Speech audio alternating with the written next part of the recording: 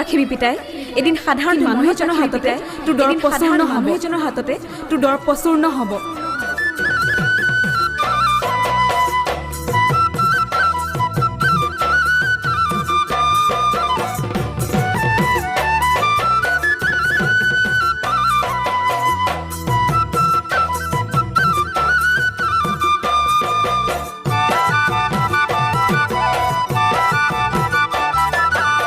যদিও জানো গভীৰ সাগৰ